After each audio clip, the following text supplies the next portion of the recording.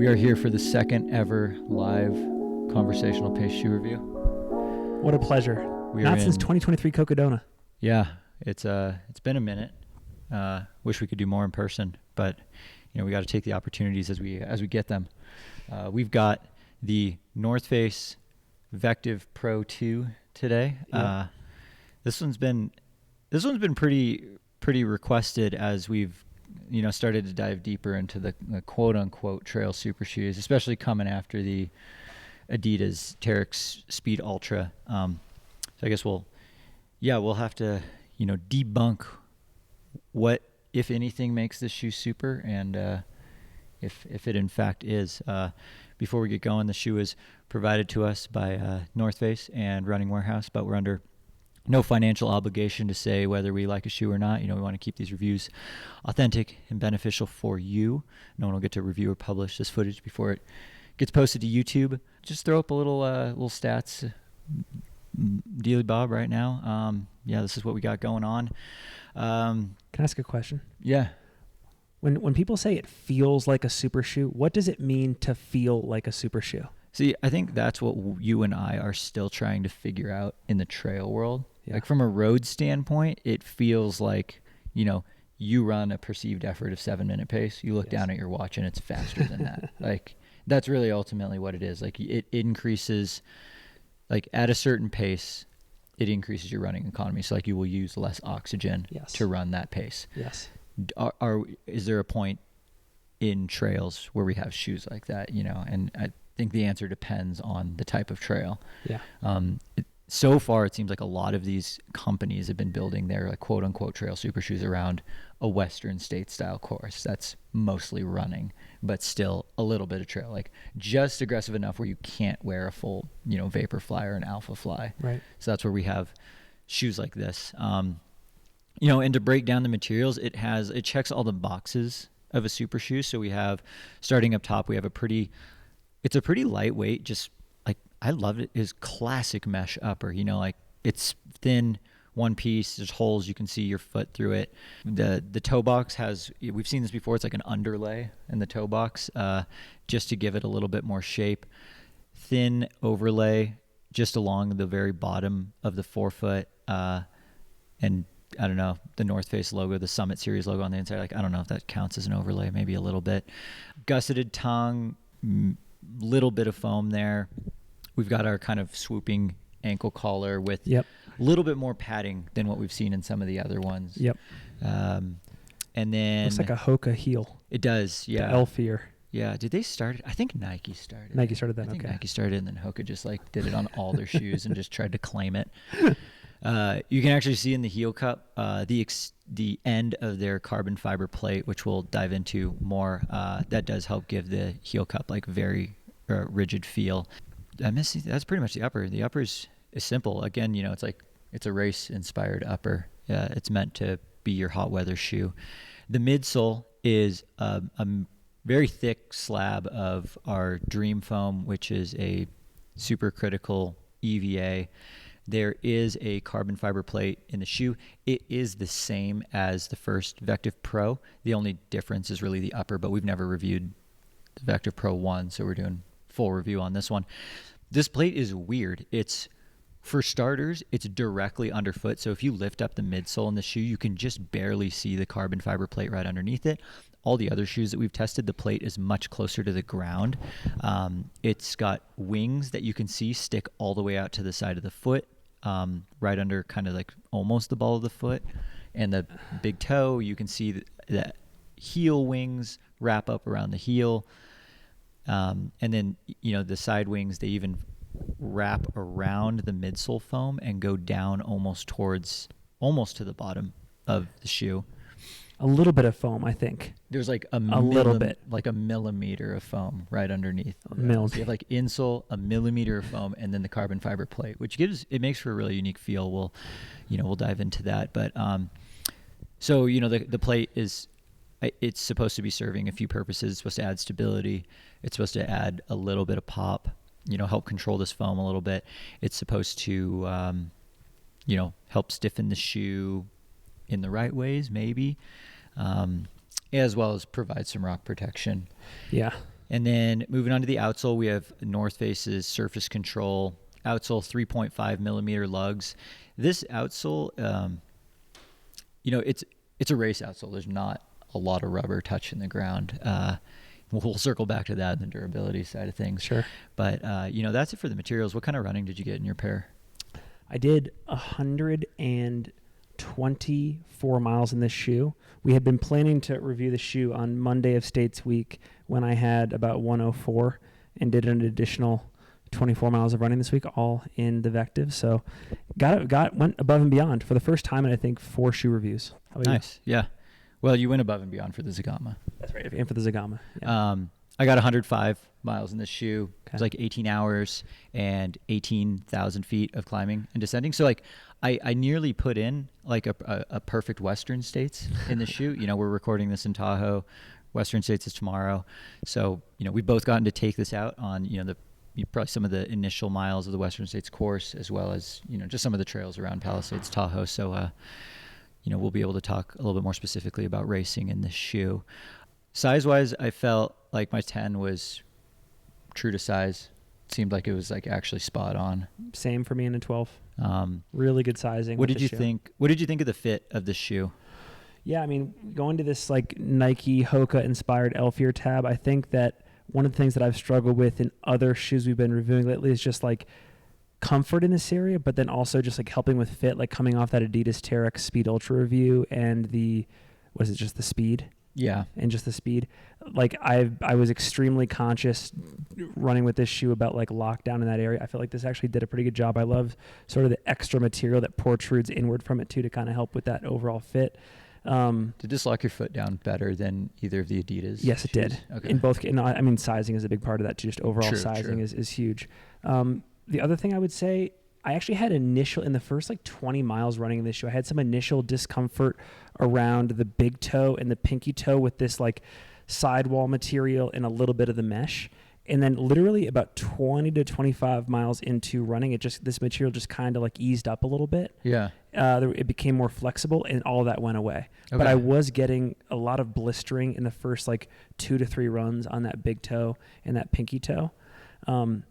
I love this, like you mentioned in the description, lightweight upper. I really like this material, very breathable. I think everyone's going to be talking about the durability of the upper, right? Like how long is this material going to last? Is it going to be the first thing to go? Again, I've got 128 on this. You can kind of see, I don't really see. You've got a shred on the inside of the ankle collar. I do have a shred on the inside of the ankle collar, actually. So is that on both shoes? Let me see. A little bit less on this one. A little bit less on this one. So a little rippage on the inside of the ankle collar. My upper is in great condition. I was pleasantly surprised at how well this locked my foot down. Like I came down the Broken Arrow VK course the other day and no foot movement whatsoever. I mean, so that was like 30 degrees in places. Yep. And, for something this open and this minimal in terms of kind of the overlay, I was like pretty floored with how much I ended up really liking this upper. Like 0 heel slippage issues. Yep. The tongue was just the right length for me. It had your favorite ribbed laces. We should talk about those, by the way. I think they're great. They hard to untie, which is a good thing. They're a little hard to untie, but like also this upper was a set it and forget it upper for me, so I never had to retie the shoes or anything. Lockdown was great at all paces. Yeah, I mean, this is one of my favorite uppers so far that we've worn this year. It's really what it felt like to me was a stripped down Zagama 2 upper. Yes. I thought it was just as comfortable as the Zagama 2, but like these materials are so much lighter weight. We actually have the Zagama 2 somewhere in this house. We could almost do like an instant comparison, but yeah, I agree. Yeah, I'll throw it in. I'll just compare them at home. Do some magic B-roll footage. But where'd you run in this shoe? Like you said, the Western States course. A little bit here, and then all mostly in Ashland, which very similar types of trails. Yep. So like your dry, dusty, loose type single track. Nothing too technical. Handful of rocky sections over here. Yep. What did you think in terms of this underfoot feel? I mean, one thing that I thought was really different about this shoe than like the Terex Speed Ultra that we just reviewed was this is a much shorter and steeper rocker, whereas like the Agravic Speed Ultra was like the whole shoe was a rocker. This is like I think I texted you at one point. I was like, dude, this rocker feels almost identical to the Hoka Mafate. This just has like a carbon plate where like most of my foot's touching the ground. And to that point, and I was trying to think, because I did my last run in this today, and I found that this, for a super shoe, it conformed really well to the speeds that I wanted to run. So like today I did like an easy shakeout, and it wasn't like propulsive underfoot. And I wonder if that has to do with the rocker, like where the rocker is positioned, because like I tend to like mid to heel strike when I'm doing like shakeout runs, and I'm running more on like the balls of my feet when I'm doing like workouts or just like moderate pace stuff. And this didn't try to like super shoe me while I was like running easier paces. I noticed that too. And that's why I initially was like, I don't feel like this is a super shoe, because I can run so comfortably at, you know, slower paces. Yep. Then as I started to run more and more in the shoe, I was like, this might be a super shoe for different reasons, for like 100 milers, you know, like all day type paces. Whereas it felt like the Agravic Speed Ultra, I feel like I'm going to struggle to be fast enough for any 100 miler in that shoe because of how much it just wants to like make you go. This was like maybe more of a 100-mile super shoe. And yeah, the elements were interesting. So, I mean, one of the parts that's the most, either it works or it doesn't, is this plate. It's been a love-hate relationship for many people since the first one came out because of these wings. Yep. The fact that these wings extend over the midsole. If you have a wide foot, you will feel these wings, and it's not going to be that comfortable. Where did your foot lie in relation to these carbon wings? Because you know, I've got a slightly narrower foot. You've got like what, normal, trending wider, slightly higher volume though. Could you feel the wings? I could not feel the wings. Okay. Because you initially thought you could, but now you're thinking it was more the overlay on Exactly. the edge. I think it was just the overlays on the edge. And then, I thought I was getting chopped up like underneath, but I actually looked at the like I was blistering on the tops of my toes and like not underneath. Yeah, I also could not feel the wings. The only time I could ever feel the wings if I took like a switchback really, really hard to like purposely make my foot shift all the way to the edge of the shoe.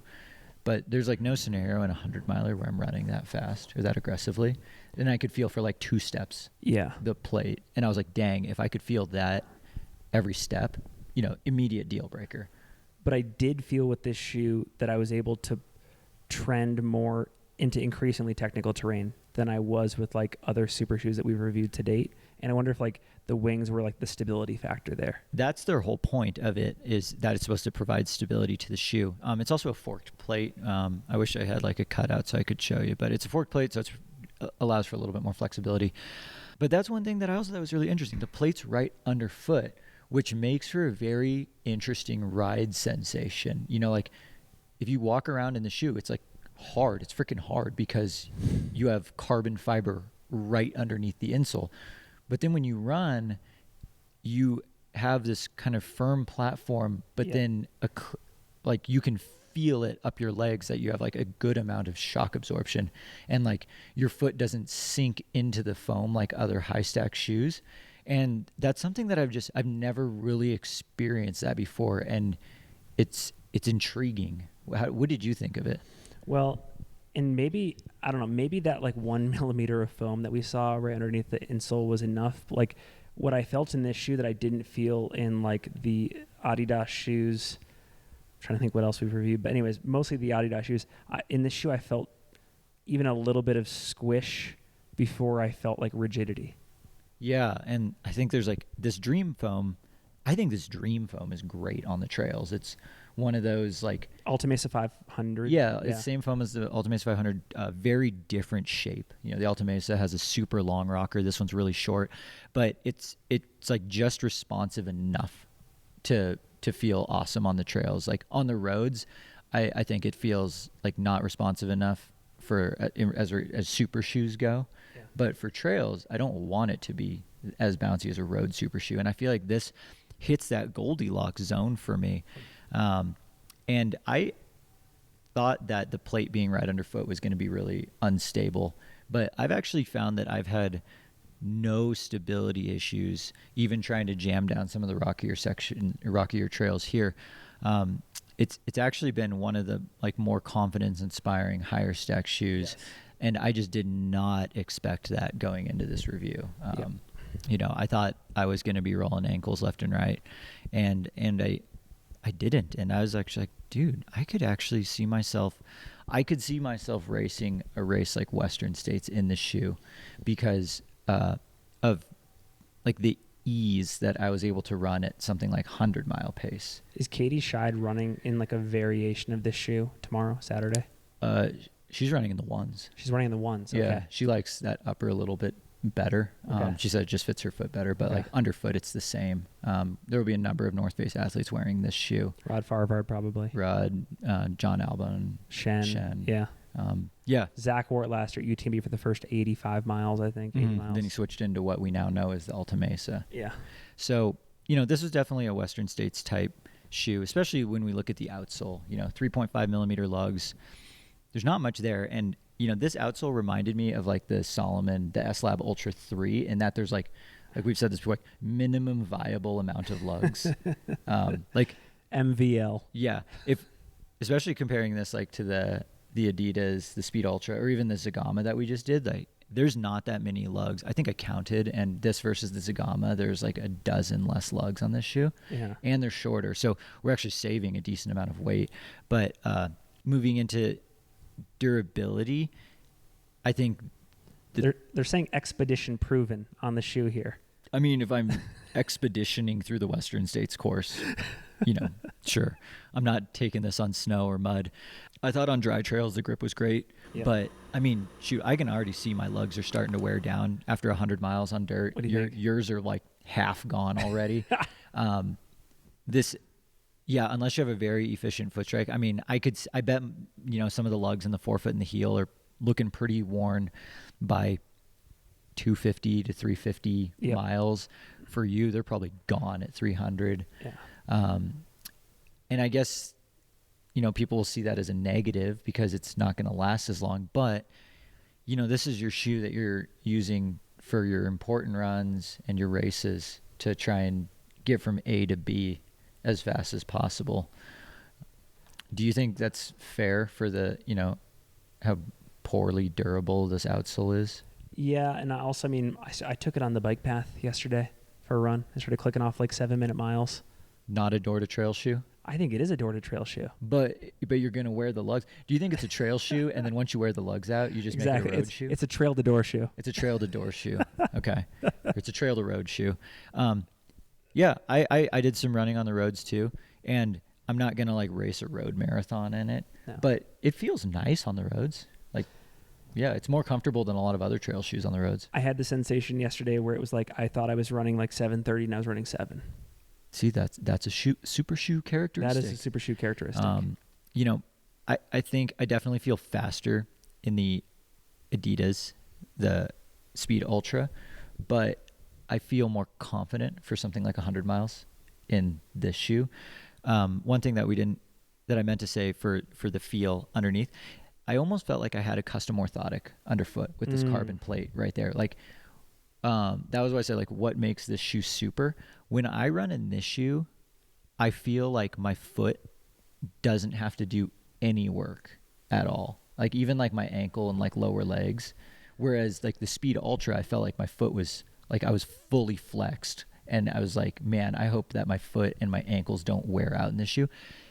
In the Adidas, in this shoe, I feel like my foot goes, well, not goes to sleep because that's like already a term, but like I feel like my foot doesn't have to do anything, which over the case of 100-miler, that's more economical. Yeah. How much does a custom orthotic cost? If you're paying out of pocket, I mean, anywhere from like $150 to $600, just depending on what you get, what they're made of. So super shoes are cheaper than buying a shoe and getting a custom orthotic. Custom orthotics are kind of on their way out unless you have one foot that's significantly different than the other. That's like really the main selling point for a custom orthotic. Yeah. But that was like kind of the vibes I got with this carbon plate right underfoot. So that's why I wouldn't recommend running in it every single day, because I think your foot would legitimately get weaker if you ran in this shoe every day. Yep. But from a racing standpoint, I see that, especially for long ultras, I see that as a huge plus. Yeah. Would you race in this shoe? I would race in a lot of different settings in this shoe. I would race probably all the way down to 50K in this shoe. I'm probably turning to some other shoe below that. Cue the Hokas and all too. And I'm racing up to 100 miles for sure. I would race UTMB in this shoe, and I would race Western States in this shoe. I think I'm on the bubble for 100K in this shoe. I think I might go for something quicker feeling, like the Terex, the Speed Ultra. For some 100Ks and up to 100 mile, I think I would now, freaking last episode I said I would take the Speed Ultra for 100 miles. I think I'm now taking this for 100 miler because I really like how fresh it kept my legs feeling.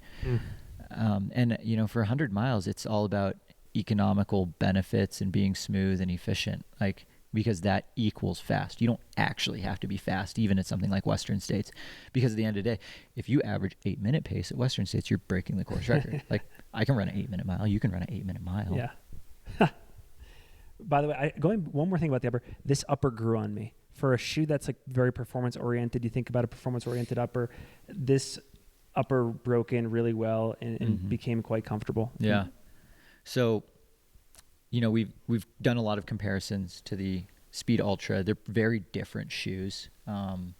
So that's why I'm not sure if someone's really going to buy both and love both. You know, like, I guess, well, no, I'm that person. I have both and I love both for very different reasons. Hoka Tecton X2, hopefully Tecton X3 is right around the corner, but I feel like this makes the Tecton X2 like obsolete. I think this foam is better. Yes. I like the plate better. You know, the X2 has the Matrix upper, but I thought this upper was great. Nike Ultrafly, what do you think? I feel like the Ultrafly was bouncier. The Ultrafly was bouncier. It's heavier though. But it was kind of a boat. It's heavier. A super shoe. It's a little slappier. I wish that Ultrafly had more rocker. I like the rocker on this. I love this. Maybe that's why we both felt more confident in more technical terrain in the shoe, because it has the Mafate style rocker where more shoes touching the ground. Agreed. I think that's actually probably what it is. That's more shoe touching the ground. Yeah. More surface area. So one of the definite elephants in the room though is price and value. This is $250. We're right in that, you know, the Speed Ultra is $220. The Tecton X2 is $220, I think. The new Tecton X3 is going to be $275. Ultrafly is $260. So clearly the brands are coming together to make a market in this price range. How do you feel about $250? I think in its class, it's appropriately priced. Like, I think it has more business being $250 than the Ultra Mont Blanc Carbon has being $250 or $260. Yeah, that's very true. I mean, yeah, I guess that's not a good thing when I always forget that shoe is in the supposed to be in the trail super shoe category, because that one's like egregiously overpriced. I would love for this to be closer to 200, because I love that the Terex Speed Ultra is 220, because they could have made it 250 or 260 and people would still be buying it. I think this is, for those reasons, I think this is, you know, like $20, $30 too much. It's hard to justify 250, but I think people are going to be able to find it for that. But, you know, for those who've not liked some of those longer rockered carbon trail shoes, this shorter rockered one is, you know, really in a class of its own. What's the episode question? Do you hate the carbon wings? You know, that was, we you know, didn't really review the first one because we figured the second one would come out and they would ditch the wings. They kept the wings. We ended up actually both being like, oh yeah, the wings didn't get in the way. No. I do think that if you have a wider foot and you're like hanging over the edge of the midsole, like, this is not that shoe for you. But I actually don't mind the wings, you know, but I would be curious what people who've run in this shoe who are watching this are, you know, curious to see what they think. Do you think we see the wings like this in version 3.0 whenever that comes out? Yes, I think we do. I bet they shrink. They have to change it in some way, because they don't want it to be a deal breaker for like half the people who try on this shoe. Yeah. I bet they shrink. But for this one, I was very pleasantly surprised with the shoe. I came in really almost expecting to hate it, but now it's ended up being like, I hate how much I love it. Like 100K and up, North Face Vectiv Pro 2. 99K and down, give me Adidas Terex Speed Ultra. Yeah. If what we just rambled about with this shoe was positive enough for you to want to try this North Face Vectiv Pro 2 out, and your local run specialty shop does not have it, feel free to use our link below in the show notes. Leave a comment. To purchase this shoe from our friends at Running Warehouse. Your purchase helps support the channel, allows us to do more shoe reviews like this. Maybe in the future we'll be able to do more shoe reviews in person. Once Conversational Pace has like 1 million subscribers. Don't doubt it. On the road to 1 million subs, you know. This channel is growing like gangbusters. Dude, same with Single Track. If you're not following Single Track on YouTube, please do, because especially around, you know, like Western States Week, we just had like 30 hours of some of the most engaging and hilarious interviews ever. Great week. We're running it back next fun. Year. Absolutely. We can't wait for year 3. But with that, we're eagerly awaiting the Tecton X3. It's not in our hands yet. What's the ETA? That is that's a loaded question. That is my secret and not yours. If you watched Single Track this week, you would know exactly what Brad's talking about. Yep. We'll catch everyone in the next Conversational Pace.